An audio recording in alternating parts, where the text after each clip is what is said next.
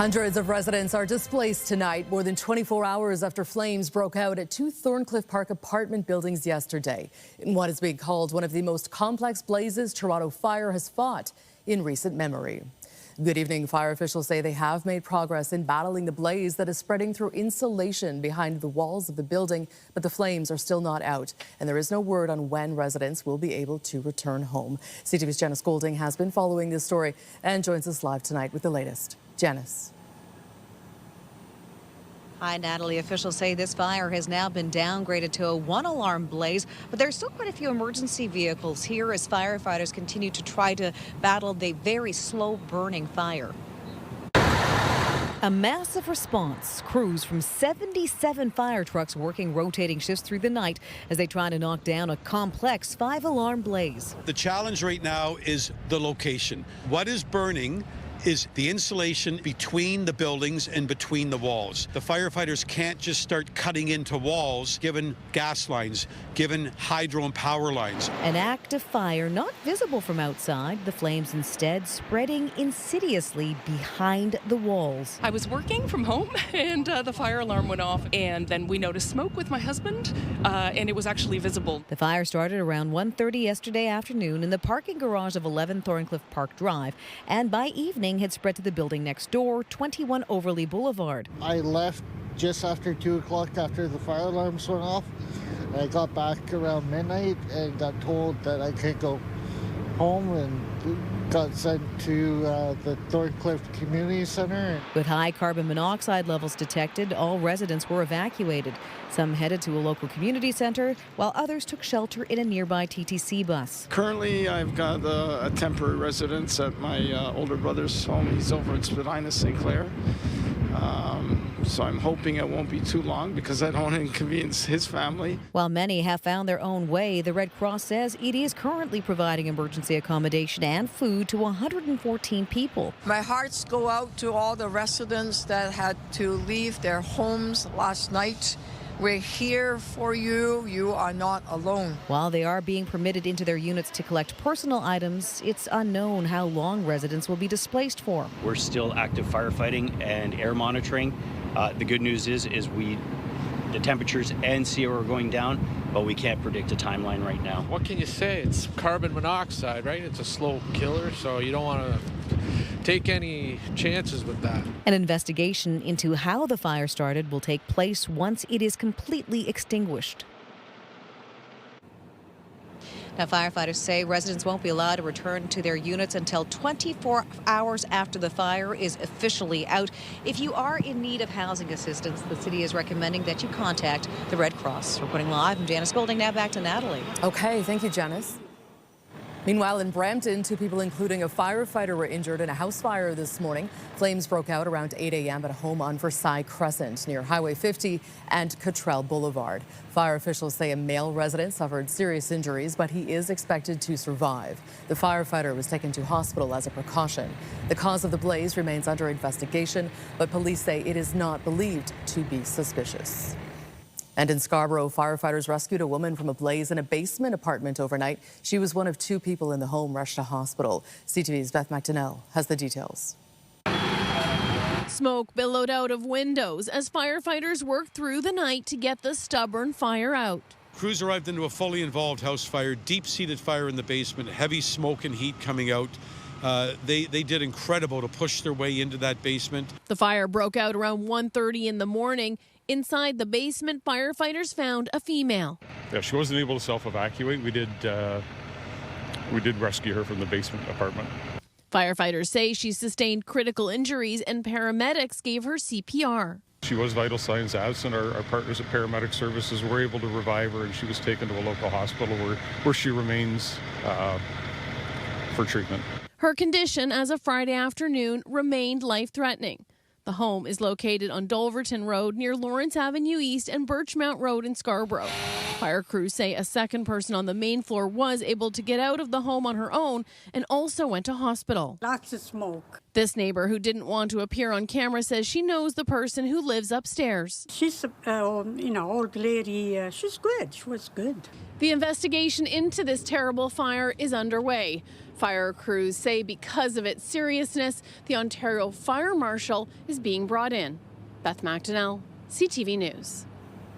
A woman is fighting for her life in hospital following a stabbing in the city's East End. Police were called to the area of Danforth and Broadview shortly before 7 a.m. for reports of a woman suffering from stab wounds.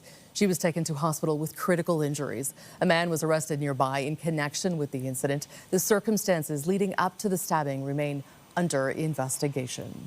A driver has been injured in a collision with a snowplow near Lindsay, Ontario. Obviously, with the recent snowfall, there's been a lot of motor vehicle collisions in the city of Kawartha Lakes. Again, our suggestion is just make sure that you're driving to the conditions. Don't be in a rush. Give yourself lots of time when you're trying to get to where you're going. Let's just make sure we all get to where we're trying to get to safely. The crash happened just before 6 a.m. on Highway 7. Police say the woman in the vehicle was taken to hospital with non-life-threatening injuries. The driver of the snowplow was not seriously injured. The cause of the crash remains under investigation. And a multi-day storm is continuing throughout the GTA. This was the scene in Oshawa earlier today. Environment Canada is forecasting up to 30 centimeters of snow there as squalls continue to move through the region with lake-effect snow off of Georgian Bay. The snow is expected to last into the weekend. The storm not having as much of an impact here in the city, though, but snow is on the horizon.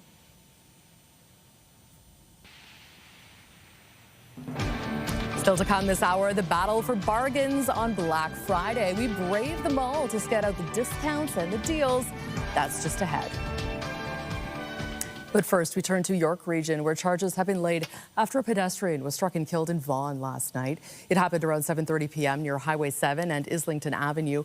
A 62-year-old man was struck and killed by a transport truck. Police say the driver initially left the scene, but was later found near Steeles and Highway 27. The driver, a 65-year-old man from Wittert-Stouffville, has been charged with dangerous driving causing death and failing to stop at the scene of a crash. And the province's police watchdog is investigating a collision that completely shut down the northbound 400 today. The police watchdog says an OPP cruiser collided with a civilian vehicle around 7 a.m. near Finch Avenue. Both the officer and the driver of the other vehicle were taken to hospital with non-life-threatening injuries. The SIU is investigating the circumstances leading up to the crash. York Regional Police say frontline officers will soon be equipped with body-worn cameras. The service says those devices will be rolled out next spring after being approved by the police board this week. Police say the initiative is aimed at delivering transparency and accountability while enhancing the safety of both citizens and officers. It follows the introduction of body-worn cameras by other GTA police agencies. Additional public consultations are scheduled for the new year. The Ford government is appointing an administrator to take over the province's real estate regulator in response to its handling of the iPro Realty scandal. Today, dozens of affected realtors gathered in front of the legislature demanding answers. CTV's Queen's Park Bureau Chief Siobhan Morris has the details. Months of frustration brought realtors to Queen's Park, demanding answers and action on the iPro Realty and Real Estate Council of Ontario mess. I have never, since 1989, seen a fiasco, a scandal like this. In May, iPro's founders pulled $10 million out of the brokerage's trust account.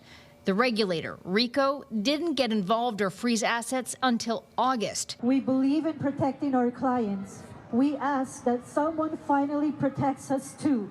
The Minister of Public and Business Service Delivery and Procurement has seen enough, appointing an administrator to take control of RICO.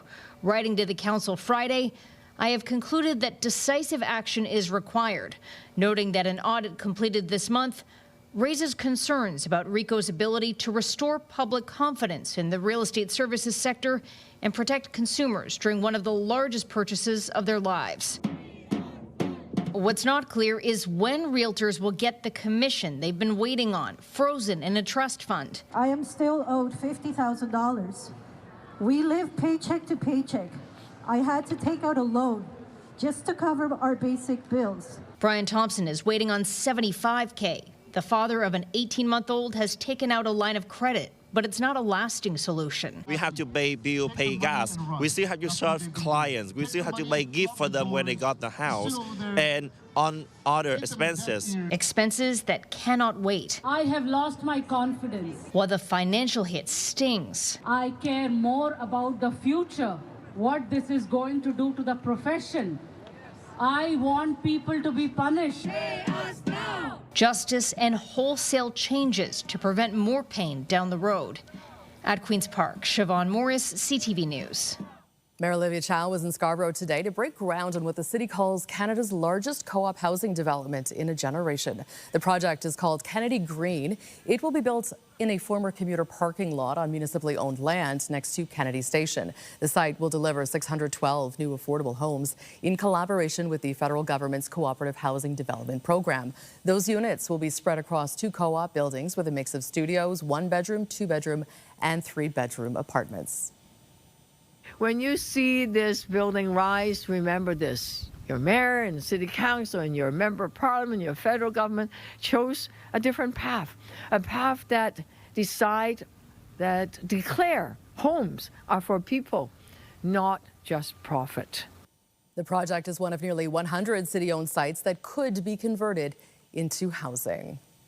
An Etobicoke dentist whose company received millions in a government grant appears to be claiming to be the dentist of the Ford family. But as CTV's John Woodward reports, Ontario's premier says he's never been there. JM Dental in Etobicoke looks over Douglas B. Ford Park, named for the father of Ontario's current premier. And the clinic on its website appears to claim even more connections with the Fords, saying to potential patients, "We want you to feel as comfortable and relaxed as the Ford family has during their visits with us." I treat my patients like their family. The director of the clinic is John Magirius. Records show he's given tens of thousands to the governing PC party and its candidates. A video shows him joking with Ford at a fundraiser. Too close for comfort, says Ontario's opposition, questioning whether that relationship played a part in another of Magirius's companies, DentaCloud, getting just over $2 million from the controversial Skills Development Fund. This is a $2.5 billion fund, and this is not the Premier's personal piggy bank. Ford did appear in photos with Magirius posted by the Premier's office, but when asked about it Thursday, I haven't been there. I'll have to check if my Rob's kids, my brother's kids, but come on. No word on that from the Premier's office Friday.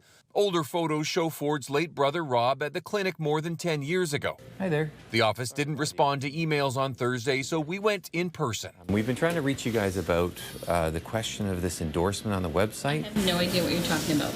They asked us to leave. You don't often see personal testimonials on dentist websites in Ontario, and when we asked legal experts why, they referred us to the advertising rules for dentists. I generally would guide away from making a statement like this. Kyle Hamilton of the dental marketing company says even if dentists get patients' consent for advertising, rules forbid them from testimonials or any statement that can only be verified by a person's personal feelings or views. That statement certainly raises a lot of questions as to how is it verifiable. Ford saying he had nothing to do with the $2 million grant. That's why I have ministers. I don't micromanage. I hold everyone accountable, I can tell you that.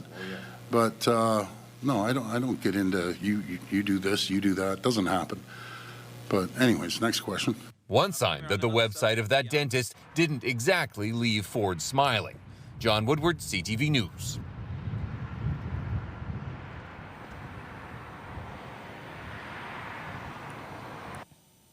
Well, affordability was a hot topic as 5 candidates faced off in the first official NDP leadership debate yesterday. Cost of living right now for Canadians is skyrocketing. But we're getting squeezed while billionaires are getting cash. Rob Ashton, Tenille Johnston, Avi Lewis, Heather McPherson, and Tony McQuail all took to the stage in Montreal. They tackled everything from winning back the working class, reconciliation, and building support in Quebec. The debate began with a plan to have 60% of it take place in French, but most of the debate wound up being in English. The NDP will choose its next leader on March 29th in Winnipeg during the party's annual convention. Well, Quebec's government has tabled legislation that would expand restrictions on religious practices in the province. Because we think that when the state is neutral, Quebecers are free. Bill 9 includes a ban on full face coverings for students and staff in public education settings. It would also prohibit prayer in public institutions like universities, as well as in public outdoor spaces. State-funded institutions like hospitals would be banned from offering menus based exclusively on a religious tradition, like strictly kosher or halal options. The legislation builds on a 2019 secularism law banning public servants from wearing religious symbols at work.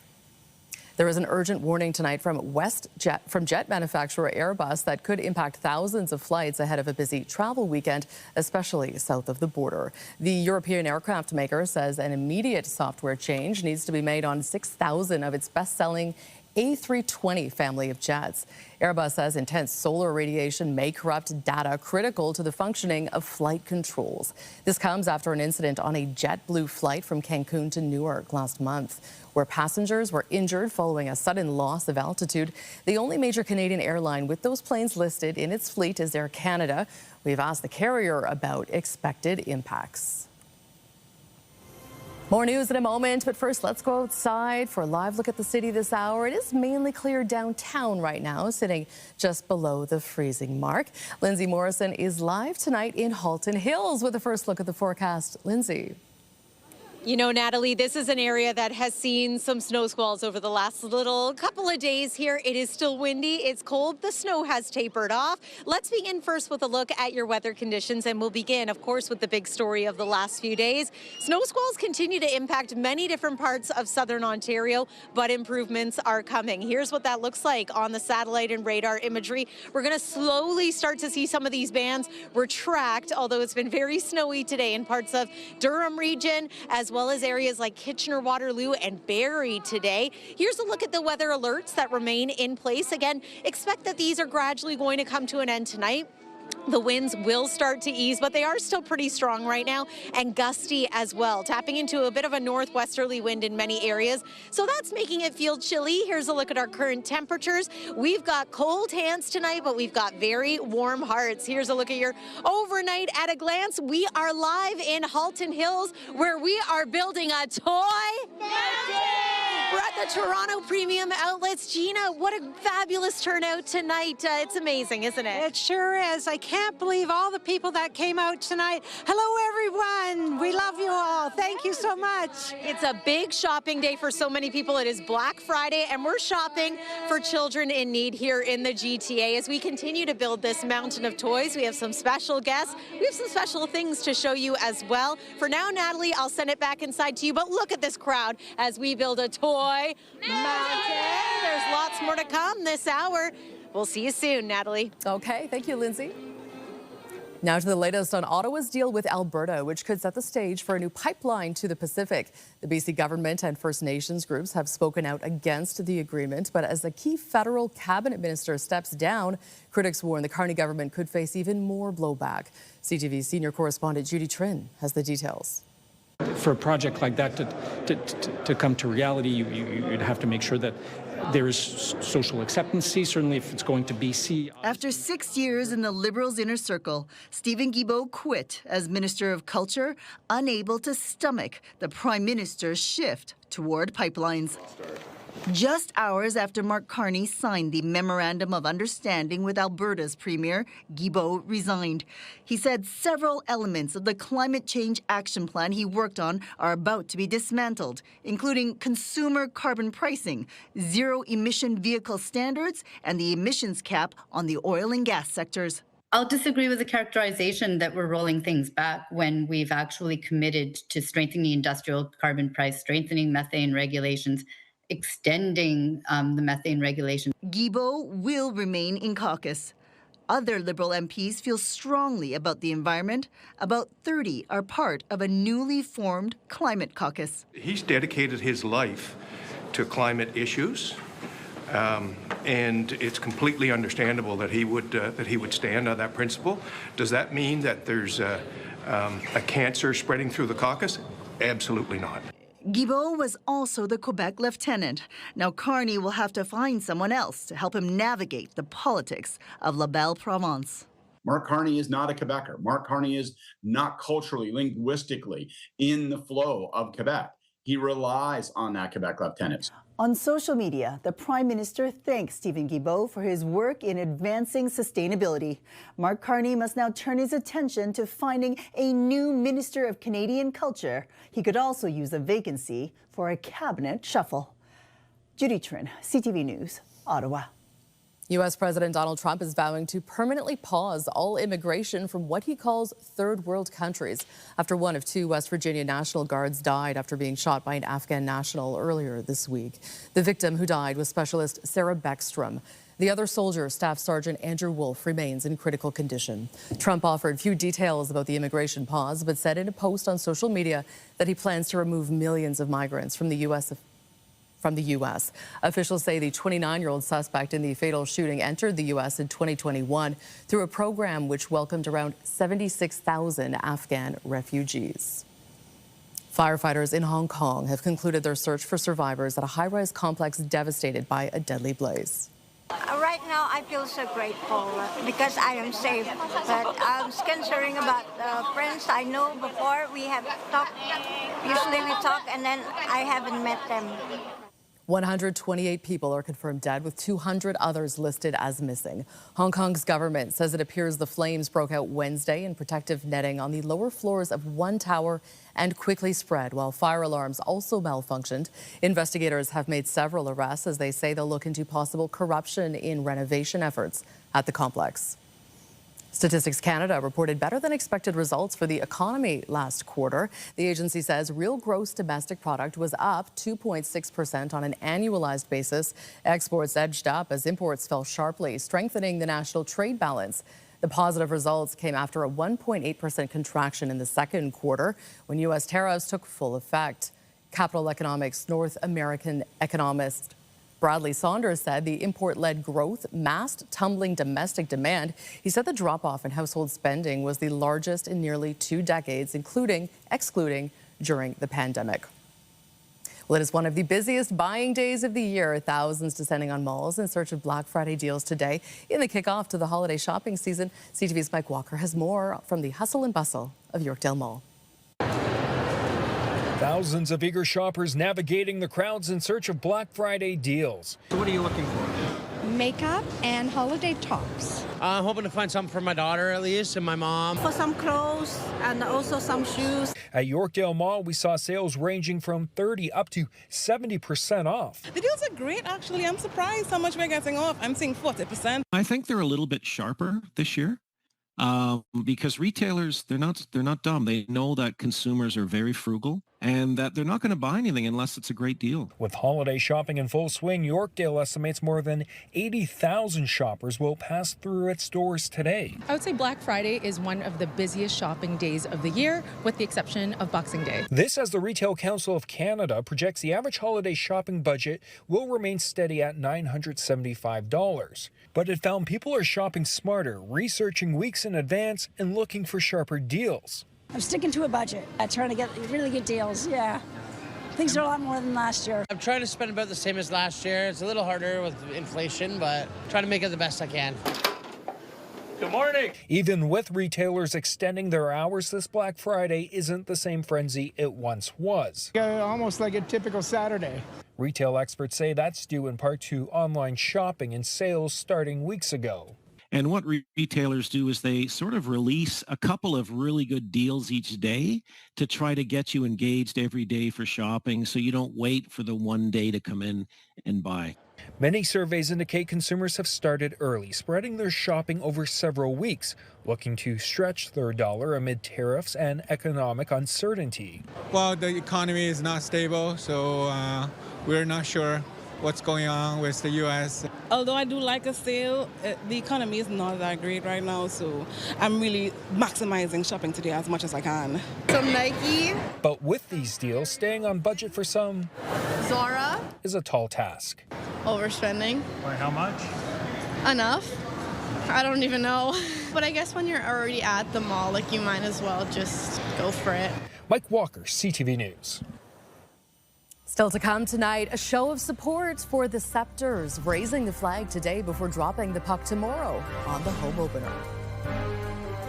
I'm Pat Foran. Coming up on Consumer Alert, many people spent the day at the mall or hunched over their computer or phone trying to get a Black Friday deal. There is still time to try and find discounts and bargains, and we have some strategies that could help you save money.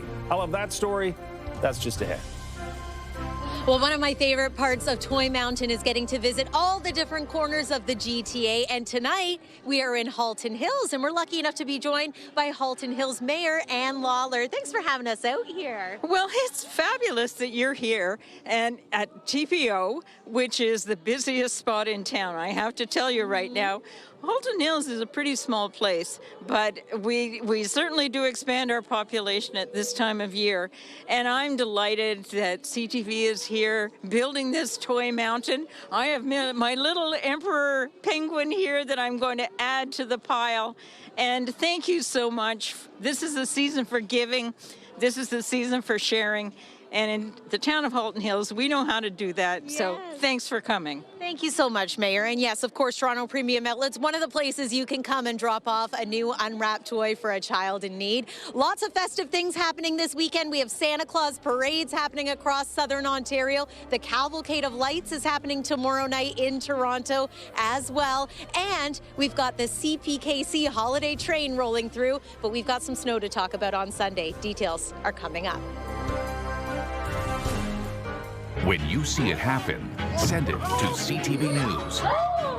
Text 10400 from your screen to ours. Text 10400.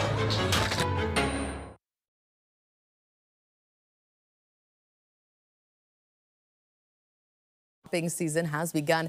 There are plenty of deals still to find, especially online. Pat Foran has some bargain hunting advice on this Consumer Alert. In the early days of Black Friday, many people lined up outside their favorite store at midnight, but now some of the best deals are online. Consumer Report says you can find great sales using price trackers, and to stay safe, stick to retailers you already know and trust. Despite rising prices, tariff concerns, and inflation, many consumers still plan to spend big bucks this holiday season. While sales are in full swing, you still want to make sure a deal really is a deal. If you want to know if something is truly a good deal, check out the product's price history with tools like Camel, Camel, Camel, Honey, and Keepa. Prices can change from day to day and even throughout the day, so knowing something's price history can give you an edge. That's true for larger purchases, such as electronics. Black Friday usually has great tech deals, and it's the best time to buy a TV. Prices may go up after Cyber Monday, so be ready. Know what you want and how much you're willing to spend. Other items are also Black Friday staples. So nearly everything is on sale. You've got small appliances like coffee makers and air fryers, even vacuums and mattresses. Be careful on sites like Amazon, Walmart, and Temu, as you could be buying from third-party sellers rather than the retailer itself. That can make it harder to return items, and products sold by third-party sellers could be fake and even dangerous. Some third-party sellers may be unreachable or unaccountable for the harms caused by their products. And in many cases, the online platform can claim it's just the middleman. It's recommended you stick with sellers you trust. If the seller is the marketplace, that's generally safer, and choose well-known and reputable brands. Some products need the highest level of scrutiny, things like toys, anything with lithium-ion batteries, or small enough for a child to swallow. Keep in mind badges like Amazon's Choice or Etsy's Pick might catch your eye, but it's not always clear how those products are selected. A little caution online can save you money and help keep your family safe this holiday season. Many retailers extend their return windows into January, so there's extra time if a gift doesn't hit the mark. But check the return policy carefully. There may be limitations, and some companies now charge you for shipping the product back. On your side, I'm Pat Foran. If you have a consumer story idea, email us at alert@ctv.ca. And if you are out shopping this Black Friday, why not pick up a toy to go under the tree for a family in need? Our Lindsay Morrison is building a mountain of toys at the Toronto Premium Outlets tonight. Lindsay, I'm sure this is one of the busiest days, if not the busiest, to be at that mall. Yes, if the parking lot is any indication, Natalie, I think malls and outlets are busy everywhere today, but hopefully people are in a spending and a giving mood, because that's what this is all about, isn't it? We're here at the Toronto Premium Outlets. I just want to point this out, this big red wall that we've been standing in front of. This is an advent calendar of sorts, and here to explain it a little better to us, we have Elena Livertovsky, who's one of our dear friends from the Salvation Army. Tell us specifically about this little toy mountain section here. Correct. So this year marks the 30th anniversary of the CTV Toy Mountain campaign. To celebrate, we decided to create a 3D replica of the Toy Mountain logo. And Toronto Premium Outlets provided us with this opportunity to have this here at their life-sized advent calendar. And we're so appreciative of their support. If you haven't yet donated to the Toy Mountain, you can come here to the Premium Outlet Mall and scan the QR code. You can also visit the guest services and drop off a new unwrapped toy. You can also visit toymountain.ca for more information on how to donate. Thank you. Elena, this is so fabulous. Look at this beautiful rotating structure. We love it. We're honored to have this be part of the display here at the Toronto Premium Outlets. Thank you so much. I want to introduce you to some other friends here. I have Chrissy and I have Lisa. You're from Kate Spade, one of the wonderful stores here. And you come bearing gifts tonight? Yes, we're actually representing Kate Spade stores across Ontario and Quebec. Our teams for the third year in a row have come together, and we're pleased to be giving hundreds of toys to Toy Mountain. Oh, let's hear it for them. Thank you so much, Kate Spade, and all the other partners here at Toronto Premium Outlets. It must feel pretty good to give back at this time of year. Oh, anything to spark joy within our community. Yeah. We love it. Absolutely. Gina, we love to see this.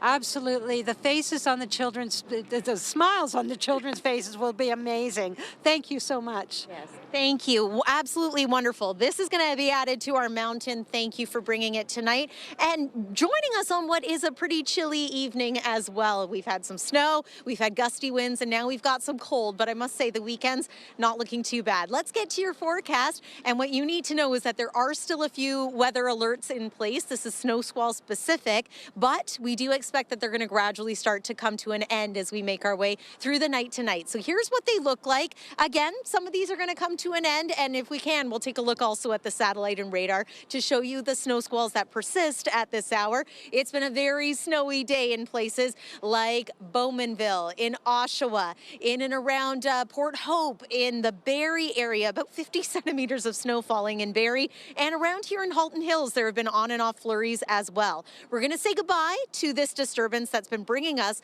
all the lake effect snow. We're turning off the machine, which is of course the Great Lakes, but here comes the next system. This one's a Colorado low. It's going to bring us a little more widespread snow into the day on Sunday.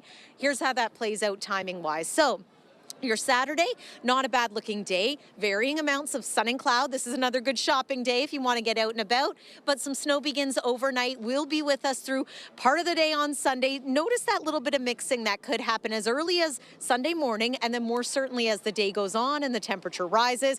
Expect a few centimeters of slushy snow that day. We might have some light shoveling to do. At this point, it looks like maybe 5 or more centimeters, but again, if we get some rain mixing in, that will lessen the amounts. And this is on top of what has already fallen in many areas. I know the sun was shining today in Toronto, so not much in the way of snow on the ground in the downtown core, but there could be some to come on Sunday.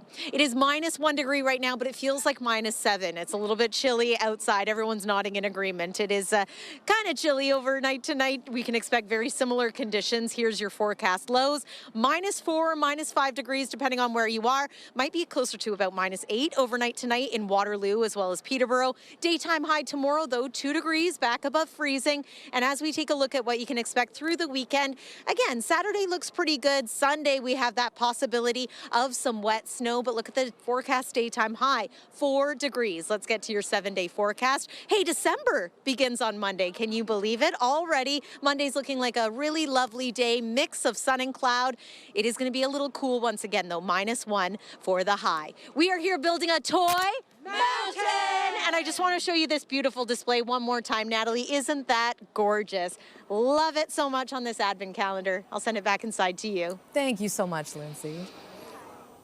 In sports, the city is showing support for the Toronto Sceptres as the PWHL club gets set to play its home opener tomorrow. Yeah. 1, 2, 3, let's go! Woo! Captain Blair Turnbull and Assistant Captain Renata Fast were joined by Mayor Olivia Chow to hoist the flag into the sky today. General Manager Gina Kingsbury and head coach Troy Ryan also took part in this ceremony. The Sceptres opened their season last Friday with a win on the road against the defending champion Minnesota Frost 2-1. They will take on the Boston Fleet on Saturday at Coca-Cola Coliseum. Raising this flag is more than a symbol of pride. It's a celebration of progress in women's professional sports and a reminder of the power sports has to bring communities together. Today's flag raising is not only symbolic of our season opening, season 3, it's a powerful reminder of the commitment we made to this city. To honor Toronto through our work, our culture, and the way we lead in all we do. The Sceptres made it to the playoffs in each of their first 2 seasons, but were eliminated in the first round both years. This year, they will welcome new competition to the league with the Seattle Torrent and Vancouver Golden Eyes joining as expansion teams. Still ahead tonight, a parent's promise to their daughter, raising money for medical research in the quest for a cure to an ultra-rare condition.